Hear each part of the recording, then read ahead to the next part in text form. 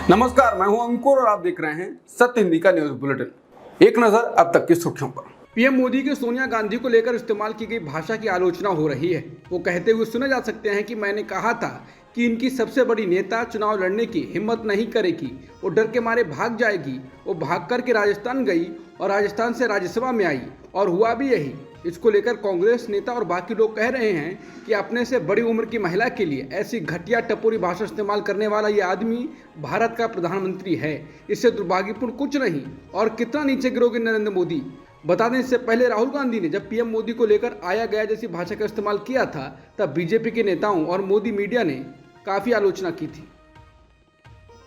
प्रधानमंत्री मोदी ने 3 मई को कांग्रेस पर वोट जिहाद में शामिल लोगों को संपत्ति देने की योजना बनाने का आरोप लगाया। उन्होंने कहा कि कांग्रेस आपकी संपत्ति को वोट जिहाद में शामिल लोगों को बांटना चाहती है, लेकिन मोदी ये सुनिश्चित करेगा कि देश की संपत्ति पर पहला अधिकार गरीबों, दलितों और आदिवासियों का हो। दुनिया की किसी भी ताकत को हमारे संविधान को बदलने की इजाज़त नहीं दी जाएगी। इसके साथ ही उन्होंने कहा कि कांग्रेस संविधान बदलना चाहती है, दलित और ओबीसी कोटा छीनना चाहती है और जिहादी वोट बैंक को आरक्षण देना चाहती है। पीएम मोदी अब खुलकर मुसलमानों के खिलाफ मंचों से बोल रहे हैं। उनके जिहादी वोट बैंक वाले बयान को ट्वीट कर फैक्ट चेकर मोहम्मद जुबैर ने कहा है कि भारत के प्रधानमंत्री ने जिहादी वोट बैंक शब्द का उपयोग करके 220 मिलियन भारतीय मुसलमानों को टारगेट करना सामान्य बना दिया है। जब यति जैसे फ्रिंज एलिमेंट्स ने ऐसे शब्दों का इस्तेमाल किया तो लोग हैरान रह गए। मोदी ने अब इसे सामान्य कर दिया है। फतेहपुर सीकरी में प्रियंका गांधी ने कहा कि पीएम मोदी को सत्ता का इतना अहंकार हो गया है कि वो जनता से दूर हो चुके हैं। उनके आसपास के लोग भी उनसे डरते हैं। वो मोदी को देश की सच्चाई नहीं बताते। वहीं दूसरी तरफ राहुल गांधी हैं, जिन्होंने आपसे मिलने के लिए हजारों किलोमीटर की यात्रा की, आपकी समस्याओं को सुनकर एक न्याय यात्रा निकाली, क्योंकि पिछले 10 साल में देश के गरीब, मजदूर और किसानों के साथ भयंकर अन्याय हो रहा है। नामांकन दाखिल करने के बाद राहुल गांधी ने एक्स पर प्रतिक्रिया दी। उन्होंने लिखा कि रायबरेली से नामांकन मेरे लिए भावुक पल था। मेरी मां ने मुझे बड़े भरोसे के साथ परिवार की कर्मभूमि सौंपी है और उसकी सेवा का मौका दिया है। अमेठी और रायबरेली मेरे लिए अलग अलग नहीं है, दोनों ही मेरा परिवार है और मुझे खुशी है कि 40 वर्षों से क्षेत्र की सेवा कर रहे किशोरी लाल जी अमेठी से पार्टी का प्रतिनिधित्व कर रहे हैं। अन्याय के खिलाफ चल रही न्याय की जंग में मैं मेरे अपनों की मोहब्बत और उनका आशीर्वाद मांगता हूँ। मुझे विश्वास है कि संविधान और लोकतंत्र को बचाने की इस लड़ाई में आप सभी मेरे साथ खड़े हैं। राहुल गांधी उत्तर प्रदेश के रायबरेली सीट से लोकसभा चुनाव लड़ेंगे। वहीं किशोरीलाल शर्मा यानी केएल शर्मा को कांग्रेस ने अमेठी सीट से अपना उम्मीदवार बनाया है। इन दोनों उम्मीदवारों के नाम की आधिकारिक घोषणा शुक्रवार की सुबह कांग्रेस ने कर दी। दोनों उम्मीदवारों ने अपनी अपनी सीट से नामांकन पत्र भर दिया है। केंद्रीय मंत्री स्मृति ईरानी ने राहुल गांधी की जगह किशोरीलाल शर्मा के अमेठी से चुनाव लड़ने पर प्रतिक्रिया दी है। स्मृति ईरानी ने कहा कि मेहमानों का स्वागत है, हम मेहमानों के स्वागत में कोई कसर नहीं रहने देंगे। अमेठी से गांधी परिवार का नहीं लड़ना ये संकेत है कि कांग्रेस पार्टी चुनाव में एक वोट पड़ने से पहले ही अमेठी से अपनी हार स्वीकार कर चुकी है। स्मृति ईरानी ने कहा कि अगर उन्हें लगता है यहाँ जीत की गुंजाइश है तो वो यहाँ से चुनाव लड़ते हैं। ट्विटर पर आज स्मृति ईरानी ट्रेंड कर रही हैं। कारण साफ है कि राहुल गांधी उनके खिलाफ चुनाव नहीं लड़ेंगे। लोग इस पर अपनी राय दे रहे हैं। वरिष्ठ पत्रकार प्रशांत टंडन लिखते हैं कि राजनीति इससे भी तय होती है कि कौन किससे हारता या जीतता है। स्मृति ईरानी कपिल सिब्बल से हारी, राहुल गांधी से हारी और फिर उन्हें हराया भी। बड़े नेताओं की हार जीत में ही उनका करियर चमका। अब कांग्रेस की गुगली ने मोदी मीडिया और मोदी दोनों को एक साथ हिट विकेट कर दिया है। अमेठी से अब मीडिया की ओबी बैन हट जाएगी, एंकर वापस आ जाएंगे। स्मृति ईरानी बनाम किशोरीलाल में किसे दिलचस्पी होगी। वहीं पत्रकार रणविजय लिखते हैं कि स्मृति ईरानी बनाम किशोरीलाल शर्मा, इस लड़ाई में किसका नुकसान है। कांग्रेस नेता गुरदीप सिंह सप्पल लिखते हैं कि अमेठी में तो स्मृति ईरानी से कांग्रेस के हमारे किशोरीलाल शर्मा ही निपट लेंगे। कांग्रेस नेता जयराम रमेश ने कहा है कि राहुल गांधी जी की रायबरेली से चुनाव लड़ने की खबर पर बहुत सारे लोगों की बहुत सारी राय है, लेकिन वो राजनीति और शतरंज के मंझे हुए खिलाड़ी हैं और सोच समझकर दांव चलते हैं। ऐसा निर्णय पार्टी के नेतृत्व ने बहुत विचार विमर्श करके बड़ी रणनीति के तहत लिया है। इस निर्णय से बीजेपी, उनके समर्थक और चापलूस धराशायी हो गए। बेचारे स्वयंभू चाणक्य जो परंपरागत सीट की बात करते थे, उनको समझ नहीं आ रहा अब क्या करें। रायबरेली सिर्फ सोनिया जी की नहीं, खुद इंदिरा जी की सीट रही है। ये विरासत नहीं, जिम्मेदारी है, कर्तव्य है। रही बात गांधी परिवार के गढ़ की, तो अमेठी रायबरेली ही नहीं, उत्तर से दक्षिण तक पूरा देश गांधी परिवार का गढ़ है। राहुल गांधी 2-3 बार उत्तर प्रदेश से और एक बार केरल से सांसद बन गए हैं, लेकिन मोदी जी विंध्याचल से नीचे जाकर चुनाव लड़ने की हिम्मत क्यों नहीं जुटा पाए। जयराम रमेश ने प्रियंका गांधी को चुनाव न लड़ाने पर कहा कि प्रियंका जी धुआंधार प्रचार कर रही हैं और अकेली नरेंद्र मोदी के हर झूठ का जवाब सच से देकर उनकी बोलती बंद कर रही हैं। इसलिए ये जरूरी था कि उन्हें सिर्फ अपने चुनाव क्षेत्र तक सीमित न रखा जाए। प्रियंका जी तो कोई भी उपचुनाव लड़कर सदन पहुंच जाएंगी। जयराम रमेश ने अमेठी से राहुल गांधी को न लड़ाने और स्मृति ईरानी को लेकर जवाब दिया है। उन्होंने कहा कि आज स्मृति ईरानी की सिर्फ यही पहचान है कि वो राहुल गांधी के खिलाफ अमेठी से चुनाव लड़ती हैं। अब स्मृति ईरानी से वो शोहरत भी छिन गई। अब बजाय व्यर्थ की बयानबाजी के स्मृति ईरानी स्थानीय विकास के बारे में जवाब दें। जो बंद किए गए अस्पताल, स्टील प्लांट और IIT हैं, उस पर जवाब देना होगा। शतरंज की कुछ चालें बाकी हैं, थोड़ा इंतजार कीजिए। कांग्रेस नेता राहुल गांधी के अमेठी के बजाय रायबरेली से चुनाव लड़ने पर बीजेपी ने प्रतिक्रिया दी है। केंद्रीय मंत्री गिरिराज सिंह ने आरोप लगाया है कि गांधी परिवार जिस सीट से चुनाव हारता है उस सीट को छोड़ देता है। केंद्रीय मंत्री गिरिराज सिंह ने कहा कि गांधी परिवार जहां से चुनाव हारता है वहां दोबारा नहीं जाता। जैसे राहुल गांधी अमेठी से हार गए तो अमेठी छोड़ गए, इस बार राहुल गांधी रायबरेली से भी हार जाएंगे तो रायबरेली भी छोड़ देंगे।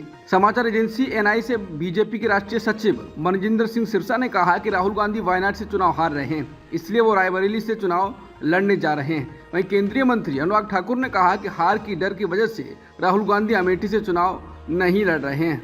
रायबरेली से राहुल गांधी के कांग्रेस का उम्मीदवार घोषित होने के बाद उत्तर प्रदेश बीजेपी के अध्यक्ष भूपेंद्र चौधरी ने कहा है कि कांग्रेस यूपी से पलायन कर चुकी है। पत्रकारों से बात करते हुए भूपेंद्र चौधरी ने कहा, कांग्रेस पार्टी देश का एक बड़ा राजनीतिक संगठन है।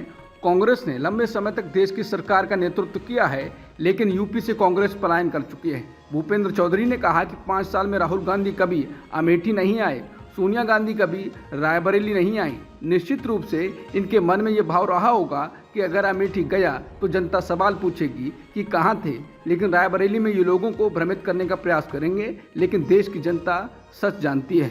कांग्रेस नेता राहुल गांधी के अमेठी के बजाय रायबरेली से चुनाव लड़ने पर पीएम मोदी ने निशाना साधा है। पश्चिम बंगाल के वर्धमान में पीएम मोदी ने राहुल गांधी का नाम लिए बिना कहा, मैं आज इन्हें कहता हूँ कि अरे डरो मत और भागो मत। पीएम मोदी ने कहा कि अब ना किसी ओपिनियन पोल की जरूरत है, ना किसी एग्जिट पोल की। रिजल्ट साफ है।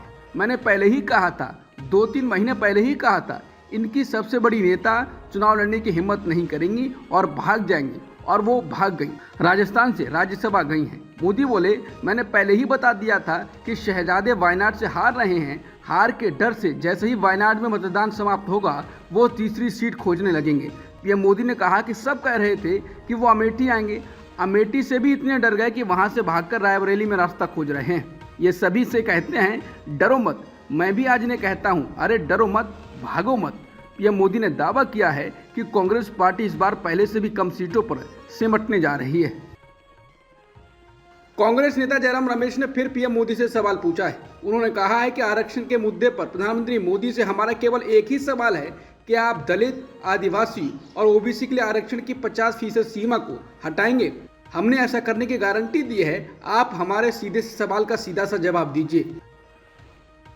तेजस्वी यादव ने कहा है कि प्रधानमंत्री को तो हमने बिहार में नुक्कड़ सभा करने पर मजबूर कर दिया है। जिसे मर्जी ले आओ, ट्रंप और पुतिन बचे हैं, उनको भी ले आओ। हम बिहारी हैं, ठेठ बिहारी, खांटी बिहारी, एक अकेले तेजस्वी, भाजपा पर भारी। रायबरेली लोकसभा सीट से बीजेपी के उम्मीदवार दिनेश प्रताप सिंह कैमरे पर रोने लगे। वो कह रहे थे कि मेरे लिए गर्व का क्षण है कि बीजेपी के शीर्ष नेतृत्व ने इस प्रकार विश्वास किया है। मैं भरोसा दिलाता हूं नेतृत्व को कि मर जाऊंगा, लेकिन इस भरोसे को कभी टूटने नहीं दूंगा। इतना कहते ही वो रोने लगते हैं। बता दें, दिनेश प्रताप सिंह के खिलाफ राहुल गांधी मैदान में हैं। जेडीएस सांसद प्रज्वल रेवन्ना और उनके पिता HD रेवन्ना पर एक और मुकदमा हुआ है। उनके खिलाफ बलात्कार और अपहरण की FIR दर्ज की गई है। कथित तौर पर पीड़ित महिला लापता है। इससे पहले भी उन पर मुकदमा दर्ज किया गया था, लेकिन तब यौन उत्पीड़न जैसे आरोप लगाए गए। दिल्ली शराब नीति केस में आज सुप्रीम कोर्ट में केजरीवाल की याचिका पर सुनवाई हुई। इस दौरान सुप्रीम कोर्ट ने ED से कहा कि वह चुनाव के कारण अरविंद केजरीवाल के अंतरिम जमानत के सवाल पर विचार कर सकता है। जस्टिस खन्ना ने कहा कि मैं स्पष्ट कर दूं, हम चुनाव के कारण अंतरिम जमानत पर विचार कर सकते हैं। पश्चिम बंगाल में एक रैली को संबोधित करते हुए पीएम मोदी ने कहा कि विपक्ष विकास नहीं कर सकता, वो केवल वोटों के लिए समाज को बांटना जानते हैं। वो एक TMC विधायक ने खुली धमकी दी। उन्होंने कहा कि वो सिर्फ 2 घंटे में हिंदुओं को भागीरथी में डुबो देंगे। ये कैसी भाषा और राजनीतिक संस्कृति है। बंगाल में हिंदू के साथ क्या हो रहा है? ऐसा लगता है कि टीएमसी ने पश्चिम बंगाल में हिंदुओं को दूसरा नागरिक बना दिया है। पश्चिम बंगाल के राज्यपाल सीबी आनंद बोस पर एक महिला से छेड़छाड़ का बड़ा आरोप लगा है। टीएमसी सांसद साकेत गोखले और सागरिका घोष ने सनसनीखेज आरोप का खुलासा किया है। उन्होंने दावा किया कि एक महिला ने आरोप लगाया है कि जब वो राजभवन गई तो राज्यपाल ने यौन उत्पीड़न किया। हालांकि राज्यपाल ने इस आरोप को खारिज किया है। आरोप लगाया है कि चुनाव लाभ के लिए ये सब किया जा रहा है। यूपी की कैसरगंज सीट पर बेटे करण भूषण सिंह को बीजेपी का टिकट मिलने पर ब्रजभूषण शरण सिंह ने कहा है कि इस सीट पर कोई चुनौती नहीं है। समाचार एजेंसी पीटीआई से ब्रजभूषण शरण ने कहा कि हमें नहीं लगता कि कैसरगंज में कोई चुनौती है। कैसरगंज में कोई चुनौती नहीं रही है। विपक्ष है, विपक्ष चुनाव लड़ेगा, लेकिन कैसरगंज में कोई चुनौती नहीं है। जनता ने कैसरगंज के लिए रणनीति बना कर रखी है। लोकसभा चुनाव का प्रचार प्रसार मध्य प्रदेश में चरम पर है। इस बीच बीजेपी विधायक सुरेंद्र पटवा की गुंडागर्दी का एक वीडियो सामने आया है, जिसमें वो चुनावी सभा के दौरान थाना प्रभारी को धमकाते नजर आ रहे हैं। भाजपा विधायक पुलिस जवान को उस समय धमकी दे रहे हैं जब पूर्व मुख्यमंत्री शिवराज सिंह चौहान सभा को संबोधित कर रहे थे। वो थाना प्रभारी से कहते हैं, ऐसी जगह फेंकवाऊंगा, समझ आ जाएगा। बताया जा रहा है कि थाना प्रभारी ने बस 10 बजे प्रचार बंद करने को कहा था। राष्ट्रीय शोषित समाज पार्टी के राष्ट्रीय अध्यक्ष स्वामी प्रसाद मौर्य पर युवक ने जूता फेंक दिया। पार्टी के प्रत्याशी होतम सिंह निषाद के पक्ष में स्वामी प्रसाद मौर्य सभा को संबोधित कर रहे थे। इसी बीच भीड़ से उठकर आए युवक ने स्वामी प्रसाद मौर्य के ऊपर जूता उछाला। इसके ठीक बाद थाना पुलिस ने युवक को दौड़ाकर पकड़ा और हिरासत में ले लिया। चीन की अंतरिक्ष एजेंसी ने चांद पर रॉकेट भेजा है। ये पहली बार होगा जब कोई देश चांद के दूरस्थ हिस्से की तरफ जाएगा और वहां से सैंपल लेकर धरती पर लौटने की कोशिश करेगा। चीन के दक्षिणी हैनान प्रांत के वेनचांग स्पेस स्टेशन से द चैंग ई-6 मिशन ने उड़ान भरी है। यह अंतरिक्ष अभियान 53 दिनों में पूरा होगा। चीन का अंतरिक्ष यान चांद के दक्षिणी ध्रुव के आइटकेन बेसिन में उतरने की कोशिश करेगा। चांद का यह क्षेत्र सौरमंडल में सबसे बड़े क्रेटर में से एक है। तुर्की ने इजरायल के साथ सभी तरह के व्यापार किए जाने पर रोक लगा दी है। तुर्की ने गजा में बिगड़ते हुए मानवीय संकट के लिए इजरायल को जिम्मेदार ठहराया है और इसी बात का हवाला देकर यह कदम उठाया है। तुर्की के व्यापार मंत्रालय का कहना है कि जब तक गजा में बिना किसी अवरोध के पर्याप्त मदद सुनिश्चित नहीं की जाती है, तब तक ये फैसला लागू रहेगा। अब तक की सुर्खियों में इतना ही। बाकी खबरों के लिए बने रहिए सत्यहिंदी.com के साथ।